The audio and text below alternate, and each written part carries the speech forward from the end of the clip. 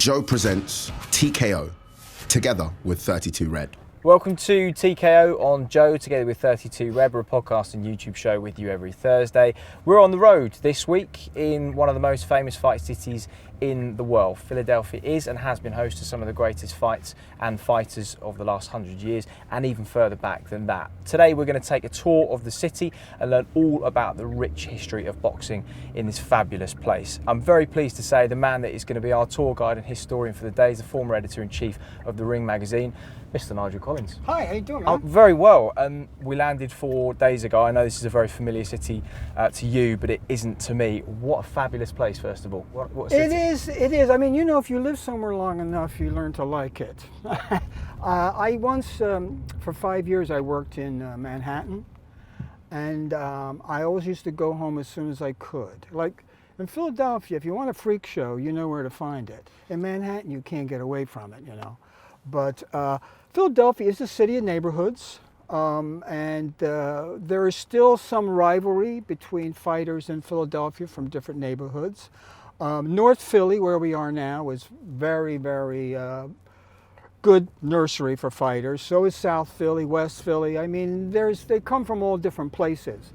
And there's not as much rivalry as there used to be because there's a lot of Philadelphia fighters that won't fight each other anymore. Don't ask me why, because that's the real key to filling the house up. 2 local guys fighting each other.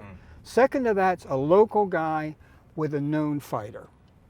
This was the city that, am I right in saying, gave you your first job in boxing? Yeah, it was. I always wanted to work in boxing, and there was a guy who was the ring correspondent. His name was Archie Paroli, and he was there forever. And he also sold tickets at the box office. And he died.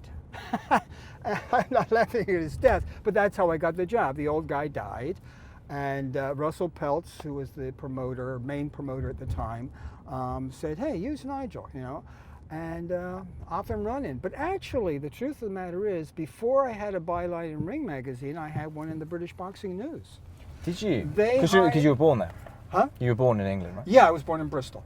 Right. So Graham Houston was the editor at the time, and the Philadelphia beat was getting really hot. And so actually, you know, nobody in this country knew about it, but I was writing for them, maybe 6 months before I started with The Ring. Right, okay. So your association with this city goes back a long, long way, but the history of boxing in this city goes back a hell of a lot further. I'm not quite that old now. Yeah, I mean, it went all the way back to the bare knuckle days. But, of course, it was illegal then, but they didn't make much difference. But let's leave the bare knuckle guys aside because it wasn't like England where most of the bare knuckle champions came from. 1905, at the turn of the century, a guy called Philadelphia Jack O'Brien became the light heavyweight champion. And he was our first world champion. Now, in those days, the light heavyweight championship wasn't worth much. You know, it just really wasn't a division that had much history at that point. People weren't that interested. So he never even bothered to defend it. Really? Yeah, so because he could make more money fighting heavyweights and what have you. But later, we had some light heavyweight champions that were really good. In the 60s, there was Harold Johnson, who was unfortunate to be around the same time as Archie Moore, but eventually did get a title. And then we had Tommy Loughran in the 30s. Tommy Loughran, many people think he's the greatest fighter ever from Philadelphia. He had like 90 wins, and only 14 of them were knockouts, so he knew how to box. He even fought for the heavyweight title against Primo Carnera, and he complained afterwards that Carnera stepped all over his feet, which was pretty bad because Carnera was, for those days, was a giant.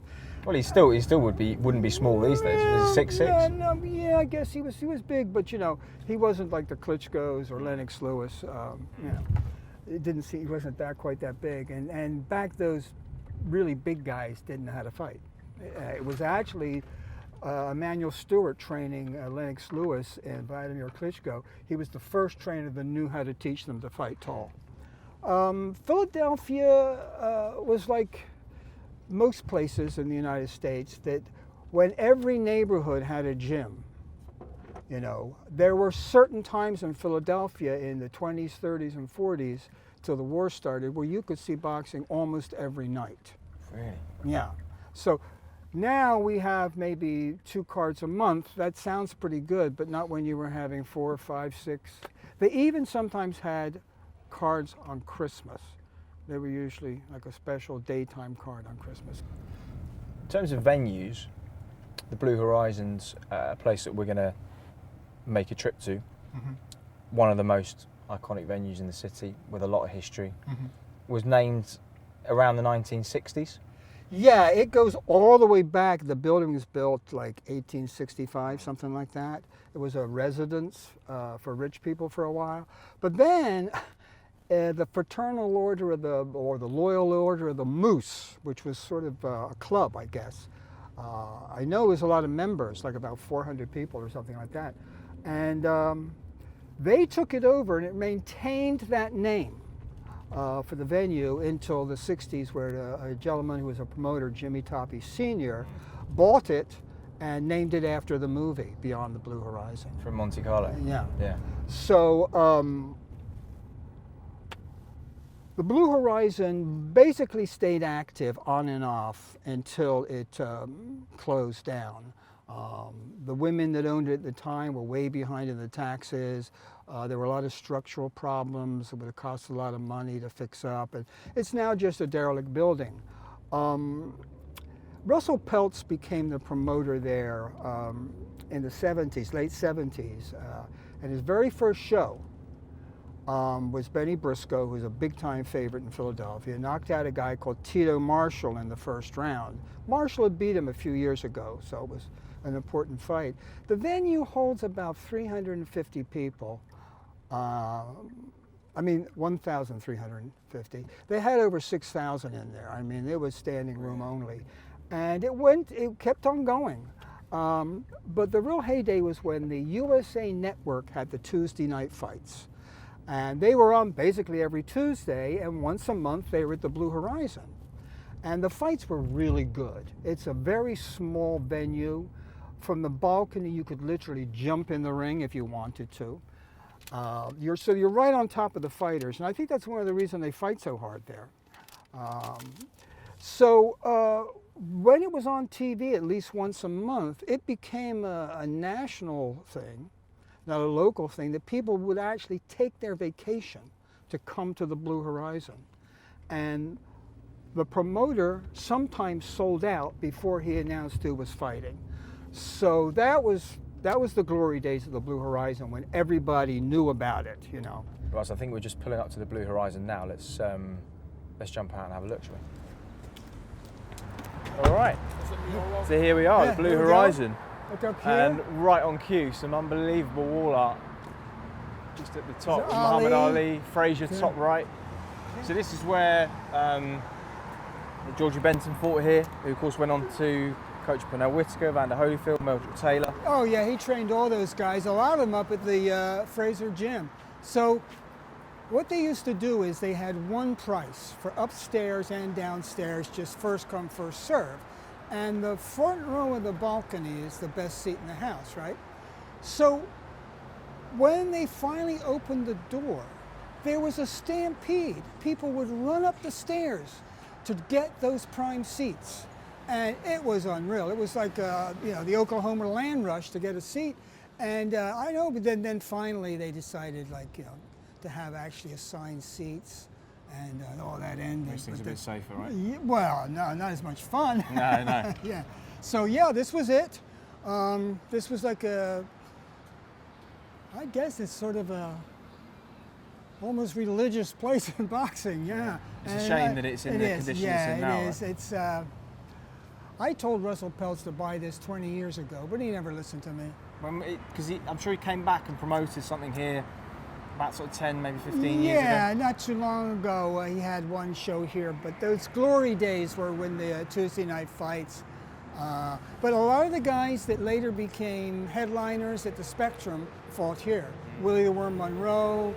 Of course, Briscoe was a headliner before he fought here. He was one of the first people that Peltz promoted, wasn't he? Yeah, Briscoe? he was the guy, his first show that we talked about, that was standing room only.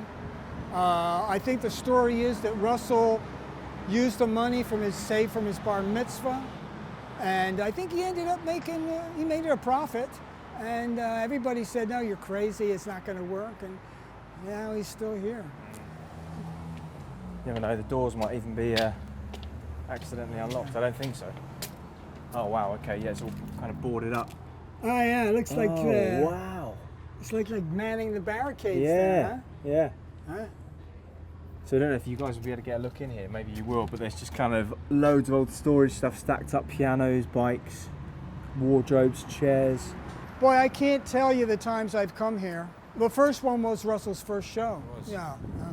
So that would have been Benny Briscoe, right? Yeah. What he would do is he'd throw a big wide left hook, right? Yeah. That everybody was looking at.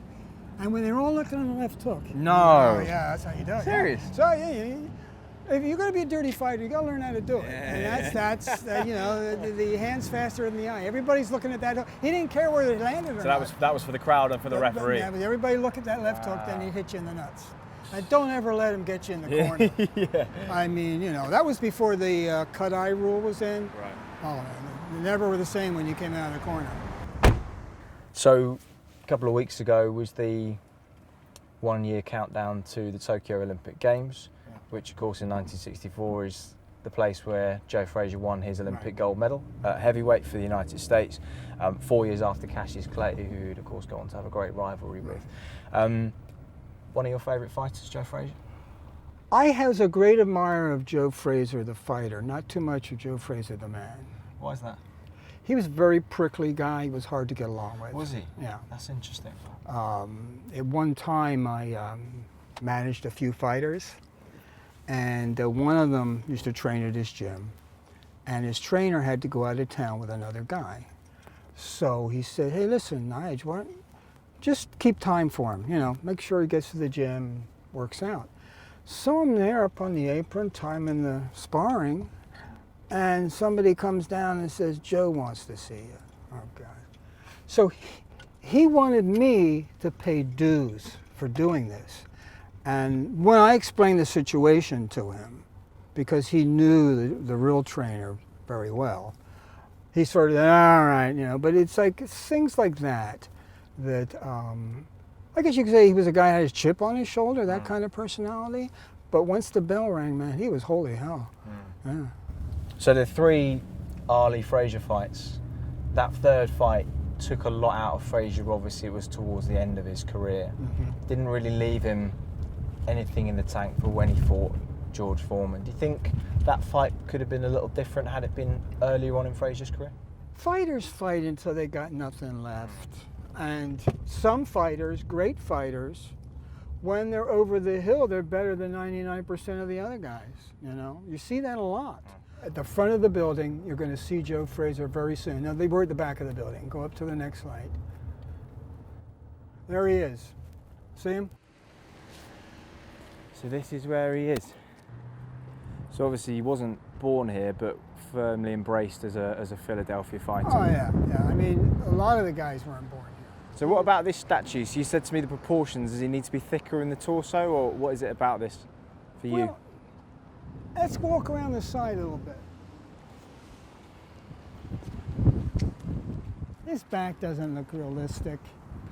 Actually, if he's throwing the left hook, his hand's down too far. When you say Joe was a prickly character, do you think there was an element of bitterness towards Ali? I know they were friendly in his later years, but during the kind of late 60s and early 70s, very much in the shadow of Ali. I think Joe hated Ali to the day he died. Yeah.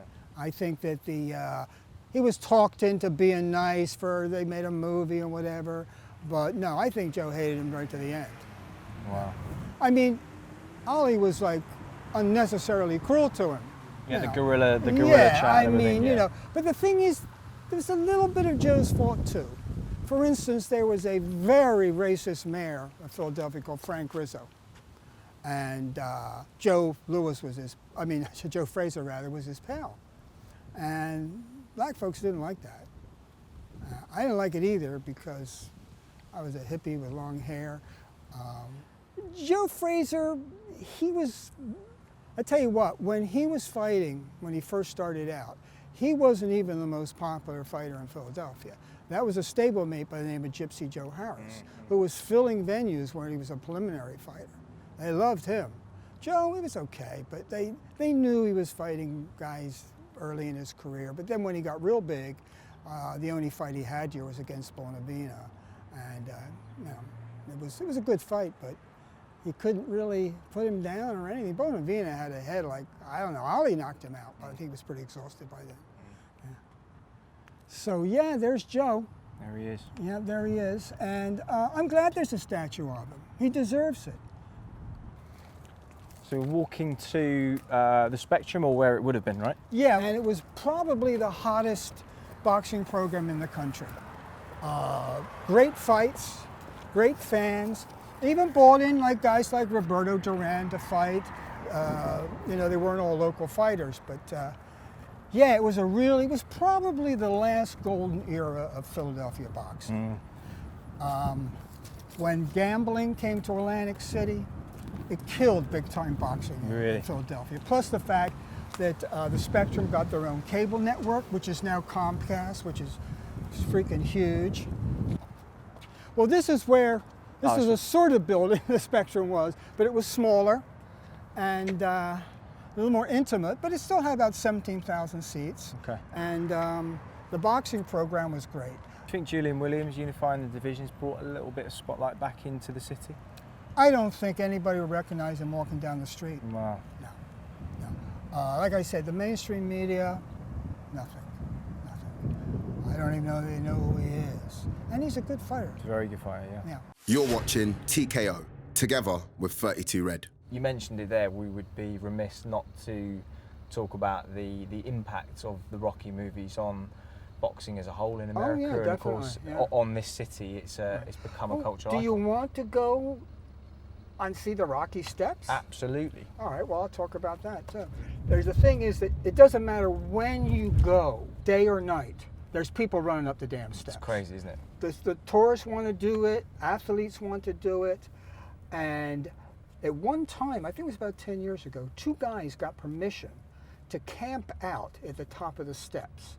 And they photographed people day and night and made a photo book out of it, of people running up the steps, all kinds of people. The films themselves, it's hard to really overstate the impact that they had. Well, I think what it did, the popularity of boxing. it made boxing a trendy in thing to do. That people that would never even think of going to the fights, after the first Rocky movie, leave alone all the other ones, that they wanted to be part of that scene. And it did increase attendance and attention on boxing. So as a journalist at those fights, could you feel that impact after the movie at certain fights?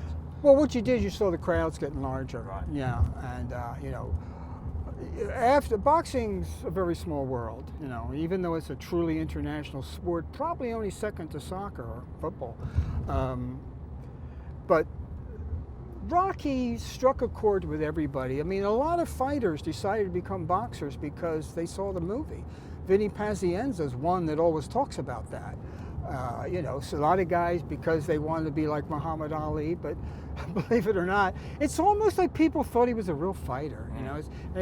He's not very big. No, no, he's not a big guy. Yeah, he wouldn't be a heavyweight, that's for sure. But they got the guy Carl Weathers. They matched up well, So. Yeah, I mean, Sylvester Stallone has quite a connection with Philadelphia. I think somebody's getting married there. Something. Oh, wow.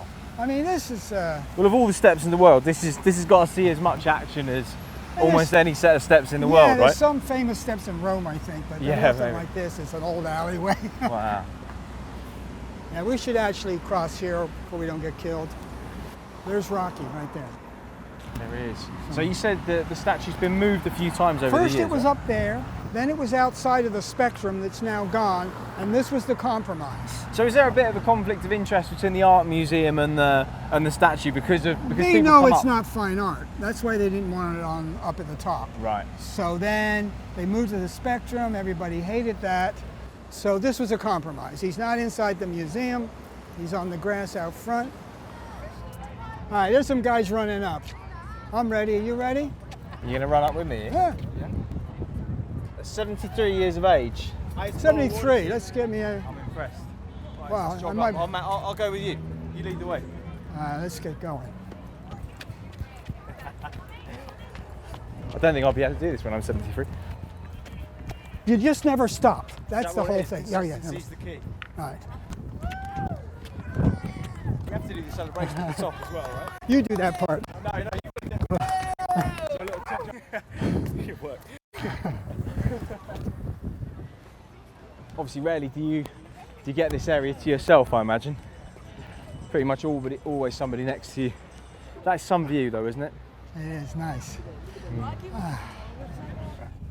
Just tell me a little bit about Joey Giardello, because there's a guy whose story typifies the sort of the movie narrative of boxing, prison, Right. extortion, betting fixes. So much went on in his career. Well, Joey Giardello was actually originally from New York. I don't know if it was Brooklyn, the Bronx, one of those places. Moved to Philadelphia when he got out of the service and became a Philadelphia fighter. He was always announced out of Philadelphia. And he lived in South Philadelphia, where the largest Italian-American community is. But yeah, he was a real character. He had a famous quote, Sports Illustrated carried the quote, where he said, "I don't have to train, I'm a natural, I just fight." And that's pretty much the truth. Really? I can remember going down to the Passyunk gym when he was still fighting, hopefully, see him. I can't remember what was on the first floor. The second floor was the gym, and the third floor there was pool and cards. And he'd go to the gym, but he'd be upstairs playing cards, right? And he could go in there. What he would try and do, Joey, he'd try and see if he could knock the guy out early, right? First 2 or 3 rounds. And then he'd coast. Jab, grab, jab, grab. And then he'd come on like hell the last few rounds and win a lot of fights that way. Because he really wasn't, in top shape. I'm sure he got in top shape for Dick Tiger and stuff like that. But yeah, he was a real character. I got a good story about him, okay? A very famous Philadelphia fighter who later became a trainer in the Hall of Fame now, George Benton. They had a fight. And that was a big one, 2 Philly guys, and Benton won the fight. When I was at a funeral of a boxing writer called Jack McKinney, and it was really hot in there. The service was going on and on. So I went outside to get a breath of air, right? And Joey is on the steps smoking a cigarette. And as we're standing out there, Georgie Benton came out, but he was very frail, and there was a younger man helping him, maybe his son. So as he goes down the stairs very slowly and carefully, he, as he passes by, he sort of glances at Joey, takes a cigarette out of his mouth, he says, "I could beat you now." And he was serious. Really? Once a fighter, always a fighter. Yeah, Georgie could hardly walk. Just generally speaking, what is it about Philadelphia that breeds the reputation that they have as being tough fighters? What is it about the city? And I think it's the history. I think it's passed on from generation to generation. Goodness knows how it started in the bare knuckle days and all that, but the first thing a fighter learns when he goes to the gym is what the old guys did, There used to be a lot of great trainers in Philadelphia, just a few now. There's a lot of guys that just throw a towel over their shoulder and get a license. They're not real trainers. Maybe they could condition the guy, but real trainers like Georgie Benton were teachers, that's what they were. And there's not many of the old guys left, and some has been passed on, but nowhere near as good as it used to be as far as guys that could teach you how to fight properly. And because of Joe Frazier, who was probably the most famous boxer out of Philadelphia, a lot of people have the mistake that Philadelphia fighters are sluggers. And they always have a reputation, also because of Joe, of having a good left hook. They're not. They're boxers, but they're hard punchers and they'll go toe to toe. Their style is to, duck under and move around. In fact, Jeff Chandler was the bantamweight champion. He's in the Hall of Fame. Fantastic fighter from South Philly. He came over to a friend's house to watch a pay-per-view where I was, right? And he's sitting there watching it and watching it and watching it. I think it was one of the undercard fights. And he turns to me and says, "Hey, Nige, how come nobody's jabbing and moving around?" Which means to move to the side. They're not from Philly. That's the Philadelphia style. Duck under, move around. If you want to mix it up, they'll mix it up. So there's Joey. He came up at a time where there was a lot of young Italian Americans. They're kind of a big influx of those guys taking up boxing, right? Well, there had been for decades. I like the way he's kind of got the belt. Yeah, that looks like him when he was young. Here's his Ring Magazine championship belt. They got permission from me to put that on there. Oh, did they? Yeah. That's great. And it wasn't his original name, right? Don't ask me what it is. But it was no, it wasn't his original name. But he essentially wanted to go into service. So the story I read was that he had applied for somebody. I think it was his cousin or one of his siblings, or it may have even been a friend, under the name of Joe Giardello. Just to get in the service because he was too young or something? Yeah, I think that's what it was. Yeah. And then apparently he was kind of like a prize fighter for a while. Yeah. And then he lost a big paycheck because of some extracurricular activities, and he did like a 5-month stretch in prison. I think he robbed a gas station. Is that what it was? Yeah. Right. So he did a 5-month stretch, lost some money. There used to be the flyweight champion of the world, Midget Walgast, was from Philadelphia. Right. He was ahead of his time, of his style. He was really good, but he trained like Giardello, and he once fought a main event at Madison Square Garden and robbed a gas station on the way home. These guys were crazy. Joey Giardello fought everybody, okay?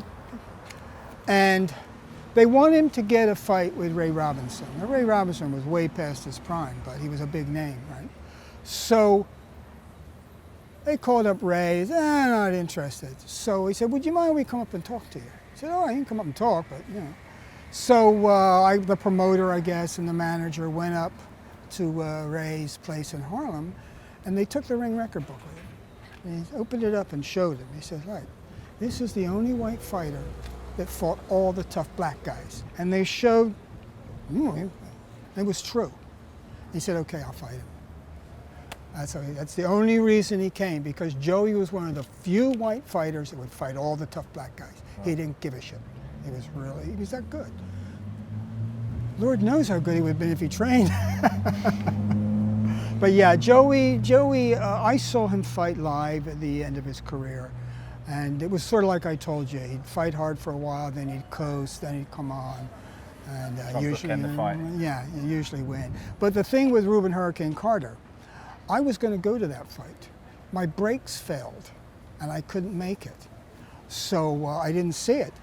But it was a close fight, but it wasn't a robbery. And, you know, Joey just was smart. He was a little bit smarter than Hurricane Carter. He avoided the big bombs. It was a close fight. Hurricane fought really well, too. It was a good fight. But, and then Joey sued the movie makers because they made it all a racist thing. Joey Giardello was a racist, you know. That wasn't why the fight was made. This is the Hurricane. Yeah. And of course he sued them, and I think he got a nice settlement. Wow, really? Yeah. Joey was a good guy. I mean, you know, yeah, he robbed a gas station. Only risk takers become boxers, and that throws a whole different mindset in.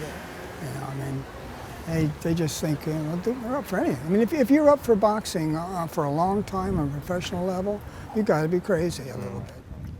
So Nigel, it's been a pleasure to talk to you, but here ends our tour of Philadelphia. Thank you so much for your time. It's great. I always love to talk about boxing, especially Philly boxing. Me too. And to learn from someone like yourself has been an absolute pleasure. So thank you at home for watching another episode of TKO Done and Dusted from Nigel, Joey Giardello and myself. Thank you again. We'll see you in 7 days' time from all of us here in Philadelphia. Goodbye. You've been watching TKO on Joe, together with 32 Red.